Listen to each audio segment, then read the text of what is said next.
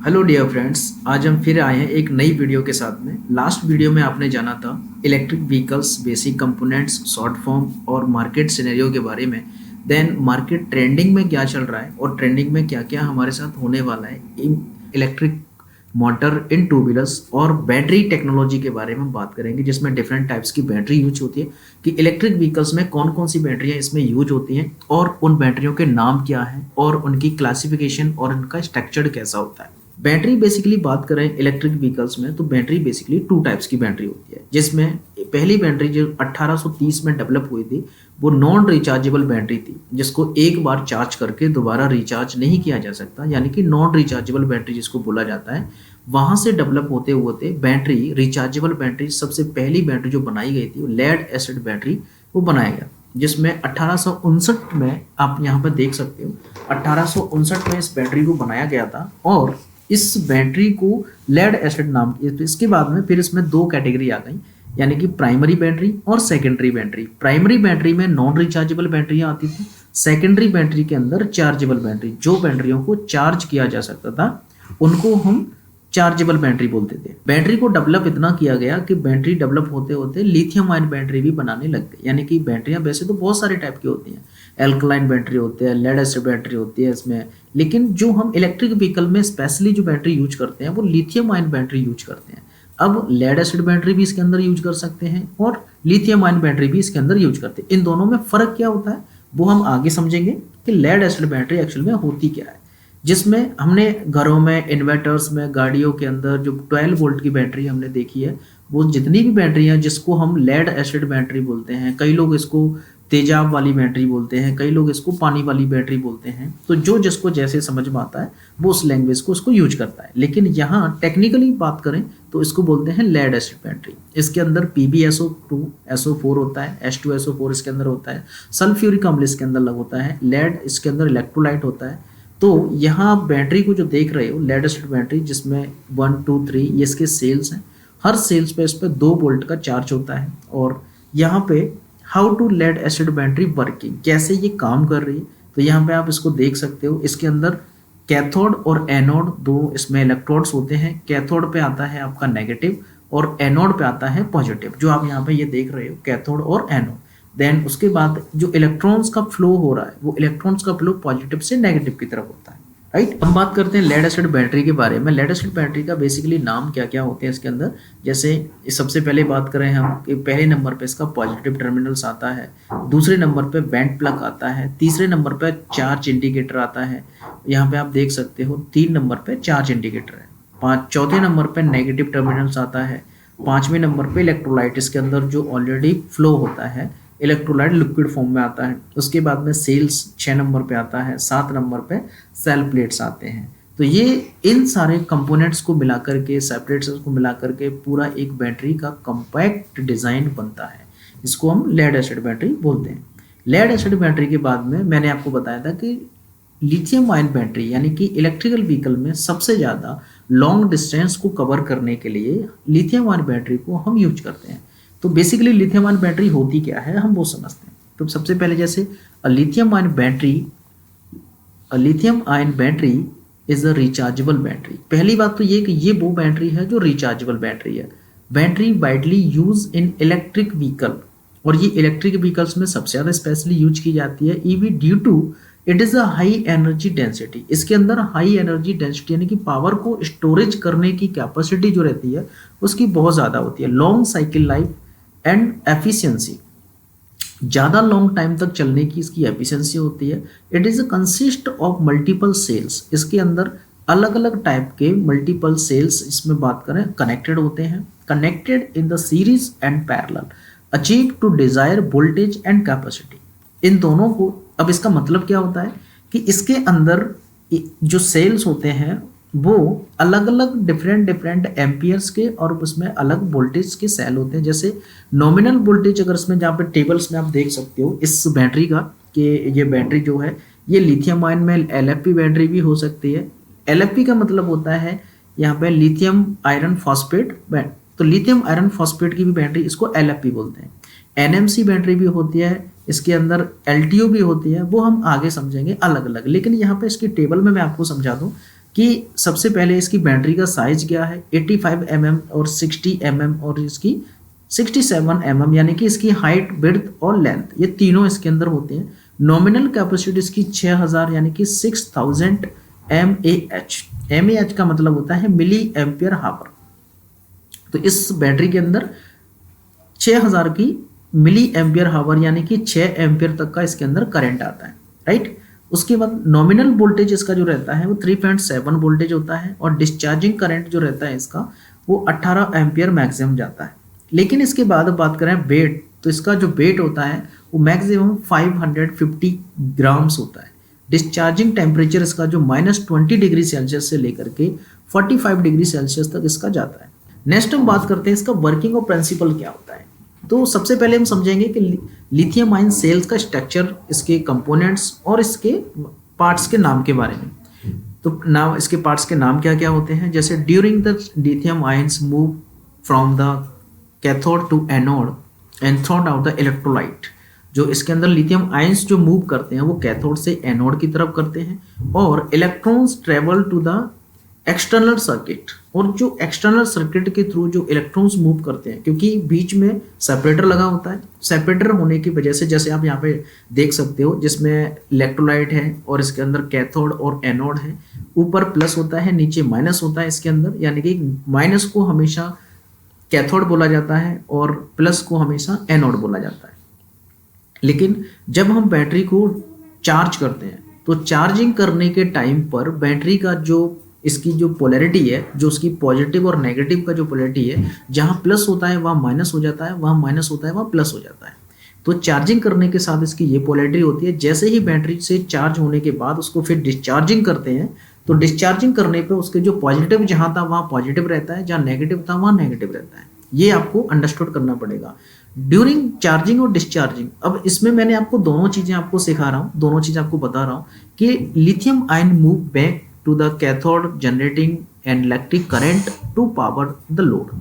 तो जब electrical load इस पे पड़ता है, इलेक्ट्रिकल लोड जब इसमें हम डालते हैं, यानी कि एक बार बैटरी को चार्ज करने पर और उसमें से इलेक्ट्रिकल लोड हम जब लेंगे, यानी कि पावर आउटपुट में लेंगे, तो इलेक्ट्रॉन्स उसमें से फ्लो करेंगे, और इलेक्ट्रॉन जब फ्लो करते हैं तो उसकी जो आउटपुट में जो हमें एनर्जी मिलती है वो हमें इलेक्ट्रिसिटी की फॉर्म में मिलती है। तो यहाँ आप देख सकते हो चार्जिंग और डिस्चार्जिंग दोनों ही कंडीशंस में यहाँ पे आपको कि इलेक्ट्रॉन्स किधर से किधर फ्लो कर रहे हैं वो भी आप देख सकते हो। डिफरेंट टाइप्स के सेल्स होते हैं इसके अंदर। जैसे सेल्स की बात करें तो आप यहाँ पे सिलेंड्रिकल सेल्स होते हैं, प्रिज्मेटिक सेल्स होता है, और इसके अंदर पाउच फॉर्म के सेल्स होते हैं। प्रिज्मेटिक और सिलेंड्रिकल सेल्स सबसे ज़्यादा इलेक्ट्रिकल व्हीकल्स में यूज किया जाता है। 2 व्हीलर्स में सबसे ज़्यादा सिलेंड्रिकल सेल्स यूज करते हैं। 3 व्हीलर्स, 4 व्हीलर्स और कॉमर्शियल व्हीकल, इनके अंदर हम प्रिज्मेटिक सेल्स सबसे ज़्यादा, क्योंकि कूलिंग का हमें सबसे ज़्यादा ध्यान रखना होता है, क्योंकि बैटरी के अंदर 2 टाइप्स की कूलिंग हम करते हैं, एक एयर कूलिंग और एक वाटर कूलिंग। वाटर कूलिंग के अंदर इसमें ईथर ग्लाइकोल जो केमिकल्स होता है, जिसमें 50% वाटर और 50% इसमें केमिकल्स मिलाया जाता है, तो उससे हम इसको कूलिंग करते हैं। अब यहाँ पे इसके आप स्पेयर पार्ट्स के नाम जान सकते हो, जैसे यहाँ पे प्रेशर वेंट, जिसमें प्रेशर वेंट होता है, उसमें पॉजिटिव इलेक्ट्रोलाइट होता है, नेगेटिव इलेक्ट्रॉन्स होते हैं, इलेक्ट्रोड, उसके बाद सेपरेटर के बाद में केस। तो ये इसके पार्ट्स होते हैं। एक सिलेंड्रिकल सेल्स के जो पार्ट्स की अगर हम बात करें तो केस के नेगेटिव और नेगेटिव कैथोड जिसको बोलते हैं, सेपरेटर, पॉजिटिव इलेक्ट्रॉन्स, ये सारे इसके अंदर लगे होते हैं। यानी कि अब हम बात करते हैं कि लिथियम निकल मैग्नीशियम कोबाल्ट ऑक्साइड। दोबारा से फिर आपको बताता हूँ कि लिथियम निकल मैग्नीशियम कोबाल्ट ऑक्साइड, इसको NMC सेल बोला जाता है, high energy density use in most EV। यानी कि ये जो सेल होता है NMC, वो इलेक्ट्रिकल व्हीकल में सबसे ज़्यादा यूज किया जाता है। नेक्स्ट इसके अंदर आता है LFP सेल। LFP सेल यानी कि lithium iron phosphate, high safety, सबसे ज़्यादा high safety long cycle life used in electric 2 wheeler and commercial vehicle. सबसे ज़्यादा इसमें हम यूज करते हैं तो टाटा की जो बसेस हैं, टाटा में जो इलेक्ट्रिकल व्हीकल्स में 2 व्हीलर्स, 3 व्हीलर्स, 4 व्हीलर्स, जो इतना भी हम यूज कर रहे हैं वो उसके अंदर हम सिलेंड्रिकल सेल्स यूज करते हैं। अब LFP सेल इसमें देखो डिफरेंट साइज में आता है। LFP आपका जो सेल होता है, LFP सेल वो सिलेंड्रिकल फॉर्म में भी आता है, प्रिज्मेटिक फॉर्म में भी आता है, पाउच फॉर्म में भी आता है। तो जैसी जहाँ रिक्वायरमेंट होती है उसी के आधार पे आप ले सकते हो। इसके बाद फिर आता है एनसीए। एनसीए मतलब निकल, lithium nickel cobalt aluminium oxide, इसको एनसीए बोला जाता है। इस बैटरी का यूज हम करते हैं high energy density use in Tesla. जो टेस्ला के व्हीकल्स होते हैं उसमें एनसीए बैटरी यूज की जाती है, एनसीए सेल्स यूज किया जाता है। और नेक्स्ट है एलटीओ।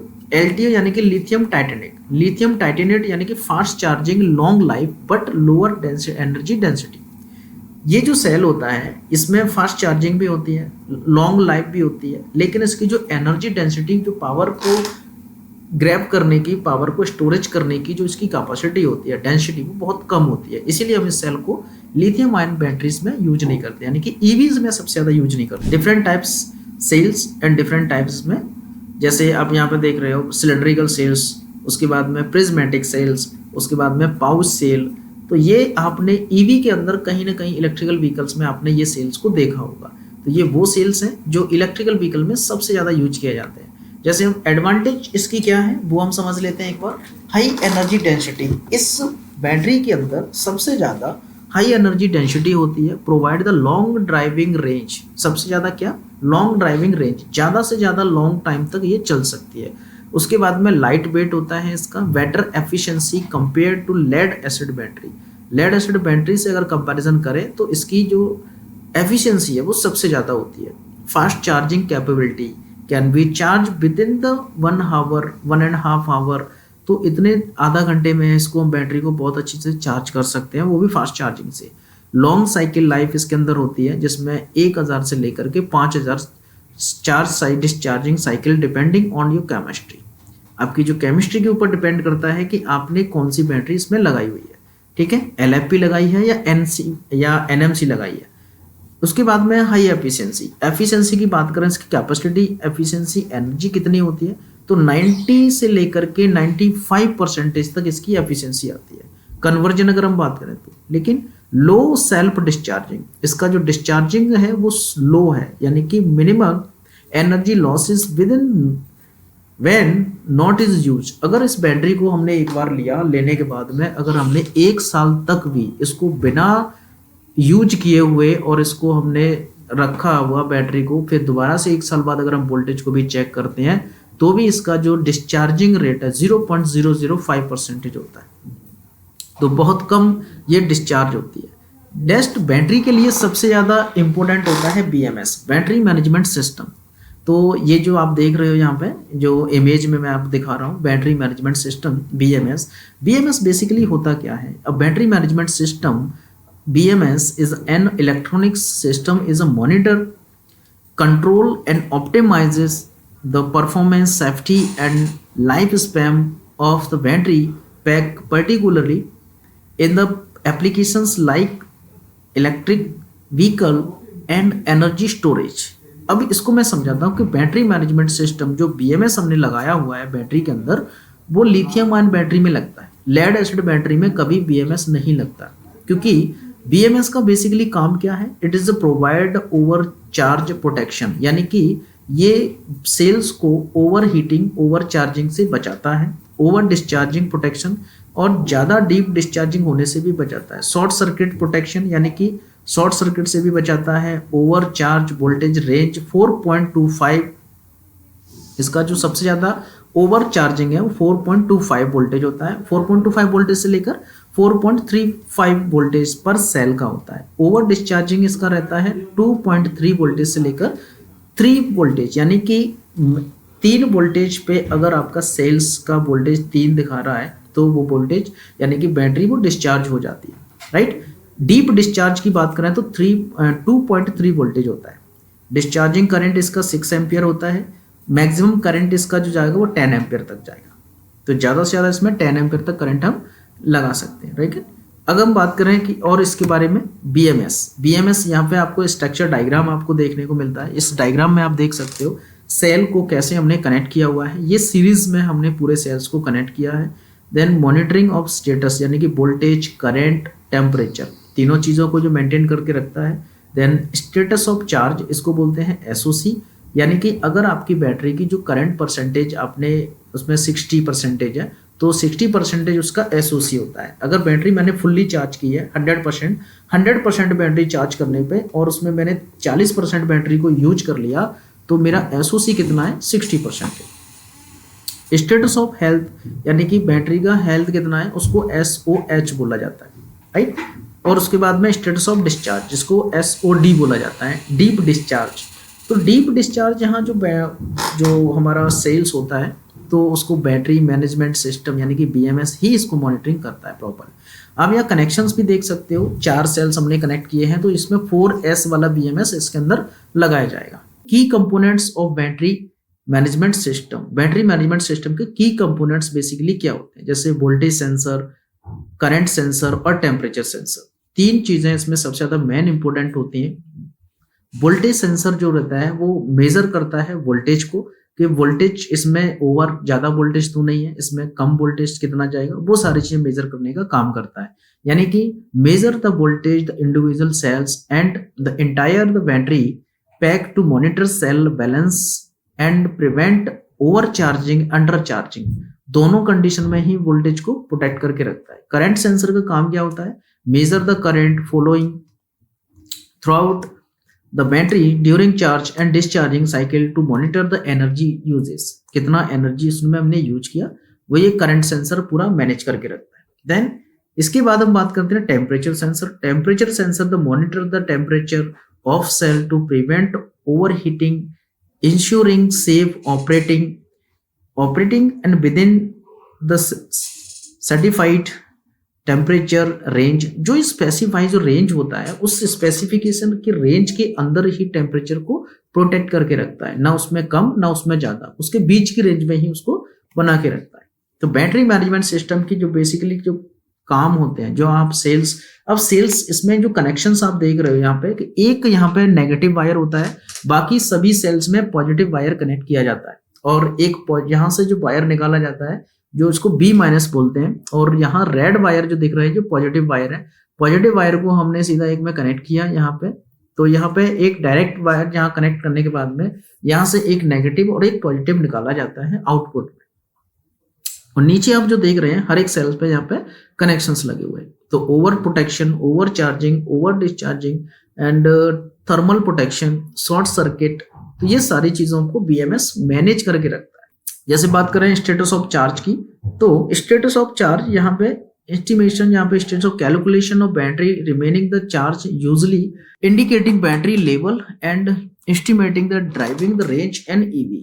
तो उसको भी मेंटेन करके रखता है, इंडिकेशन आपको करके रखेगा, आपके डैशबोर्ड पैनल पे आपको दिखाता रहता है SOC कि बैटरी का SOC अभी कितना है, कितना इसमें आपने यूज कर लिया एनर्जी। स्टेटस ऑफ हेल्थ भी आप मॉनिटरिंग करके रखता है। ये BMS का बेसिकली काम होता है। अगर जो बैटरीज हैं, अभी हमें लगता है कि बैटरी हमारी बहुत अच्छी चल रही है, 100% चार्ज है, लेकिन इसका बैकअप नहीं है, तो सबसे पहले मैं आपको एक चीज बता दूं कि बैटरी के अंदर जो प्रॉब्लम्स आती हैं वो प्रॉब्लम्स आती है कि अगर 80% से कम बैटरी की SOH है, स्टेटस ऑफ हेल्थ है, तो उस बैटरी को हम इलेक्ट्रिकल व्हीकल्स के अंदर कभी यूज नहीं करते। तो ये चीज हमें ध्यान रखनी है।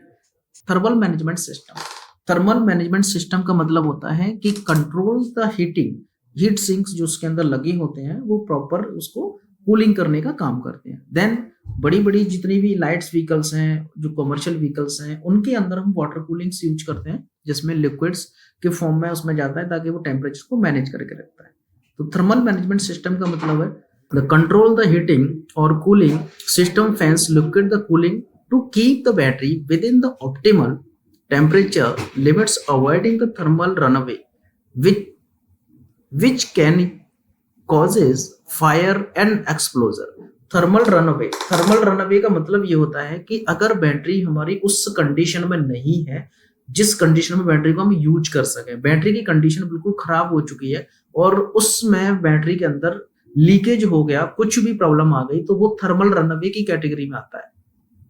कभी बैटरी के अंदर फायर हो गया तो फायर एकदम से बैटरी के अंदर कभी फायर नहीं होता है, तो उसके लिए थर्मल रनअवे यानी कि थर्मल रनअवे होना यानी कि बैटरी के अंदर लीकेज होना, चाहे वो इलेक्ट्रोलाइट का लीकेज हो, चाहे करंट का लीकेज हो, वो किसी भी चीज का लीकेज हो सकता है, या शॉर्ट सर्किट की वजह से वहां पर थर्मल रनअवे हो गया, तो उस केस में बैटरी के अंदर सबसे ज्यादा फायर ही होगा। ये चीजें हमें विशेष ध्यान रखनी है। तो बैटरी थर्मल मैनेजमेंट सिस्टम के अंदर इसीलिए बार बार हमें इंस्पेक्शन करना होता है बैटरी को, और बार बार बैटरी की सेल बैलेंसिंग, उसके बाद में बैटरी की सेल बैलेंसिंग प्रॉपर हो रही है कि नहीं हो रही है, ये सारी चीजें हमें ध्यान में रखनी होती है, राइट। देन इसके बाद में types of battery management system यानी कि बीएमएस। कितने टाइप के बीएमएस होते हैं, जिसमें सेंट्रलाइज्ड बीएमएस बोलते हैं, डिस्ट्रीब्यूटेड बीएमएस होता है, मॉड्यूलर बीएमएस होता है। तो सेंट्रलाइज्ड जो बीएमएस होता है उसको one central controller monitor all cell, यानी कि ये simple design easy to implement, इसको बहुत ही अच्छी तरीके से इम्प्लीमेंट कर सकते हैं। Similar battery pack electric bike two wheelers में सबसे ज्यादा यूज किया जाता है। डिस्ट्रीब्यूटेड बीएमएस जो होता है वो each cell module has it is the own BMS unit. इसमें सबसे ज्यादा जो यूज किया जाता है इसको, जो लाइट व्हीकल और कमर्शियल व्हीकल्स में इसको यूज करते हैं। इसको स्केलेबल बोलते हैं, scalable module, easy to fault detection, fault को डिटेक्शन करने का बहुत अच्छे तरीके से हाई टेक्नोलॉजी बिल्ड होती है। देन इसके बाद मॉड्यूलर बीएमएस जो होता है, मॉड्यूलर बीएमएस को हम combined centralize and distributed operation BMS दोनों का कॉम्बिनेशन करके हम लगाते हैं, और balanced approach good and medium size pack. सबसे ज्यादा इसको यूज किया जाता है सोलर एनर्जी स्टोरेज इंडस्ट्रियल में, वहां इसको प्रॉपर यूज किया जाता है इस बीएमएस को। तो यहाँ पे आपने समझा डिफरेंट टाइप के BMS. Function of electric vehicle management system proper, इसका बेसिकली फंक्शन क्या होता है, सेल वोल्टेज, सेल को मॉनिटरिंग करना, करंट को मॉनिटरिंग करना, टेम्परेचर को मॉनिटरिंग करना। मॉनिटरिंग यानी कि यहाँ एक्टिव बैलेंस और पैसिव बैलेंस दो ही होते हैं। एक्टिव बैलेंस में बात करें कि सारे सेल्स एक टेम्परेचर पे और एक ही करंट, एक ही वोल्टेज पे फ्लो होंगे, जिसमें एक साथ चार्ज होना और एक साथ डिस्चार्ज होना। एक्टिव बैलेंस, पैसिव बैलेंस के अंदर ये होता है कि यहाँ पे कभी सेल आगे चार्ज हो रहा है, कभी पीछे चार्ज हो रहा है, जिसमें अगर आपने 60 सेल का एक पैक बनाया तो 60 सेल का पैक बनाने के बाद वहां पे कुछ सेल ऐसे हैं जो एक साथ चार्ज हो रहे हैं, कुछ सेल ऐसे हैं जो एक साथ डिस्चार्ज नहीं हो रहे। जैसे आप यहाँ पे ये देख सकते हो कि सेल मॉड्यूल में, ठीक है, तो सेल मॉड्यूल में आपको यहाँ पे आप देख रहे हो कि कुछ सेल ऐसे हैं जो डिस्चार्जिंग में है, कुछ सेल ऐसे हैं जो प्रॉपर तरीके से डिस्चार्ज तो हो रहे हैं लेकिन कोई कम कोई ज्यादा हो रहा है। तो वो चीजें भी आप यहाँ पे देख रहे हो, ठीक है। तो ये आपका रहता है। देन लेड एसिड बैटरी और लिथियम आयन बैटरी।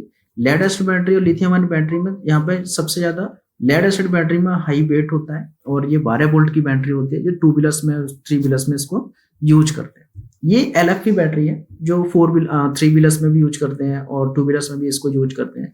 ये बेसिकली जो बैटरी है वो 3 व्हीलर्स के लिए भी यूज करते हैं इसको, ठीक है, जिसमें लाइट वेट कॉम्पैक्ट होता है, इसमें हाई पावर डेंसिटी एनर्जी होती है, लॉन्ग लाइफ साइकिल्स होती है, जिसमें डिपेंड करता है कि आपकी एम्पियर हावर आपने कितना यूज किया है। इसमें आपका 48 वोल्टेज 30 एम्पियर का भी आता है। 48 वोल्टेज रेटिंग पावर है, ये कोई ऐसा स्पेसिफिक ही नहीं है, तो ये एक रेटिंग पावर है 48 वोल्टेज, जिससे आप 48 वोल्टेज और 60 एम्पियर पे भी बैटरी आप ले सकते हो। जितना एम्पियर आप इसमें बढ़ाओगे उतना ज्यादा आप इसमें पावर जो डिस्टेंस है वो ज्यादा कवर करेगी, रेंज ज्यादा कवर करेगी, स्पीड बढ़ेगी इसके अंदर, तो वो एम्पियर पर डिपेंड करता है।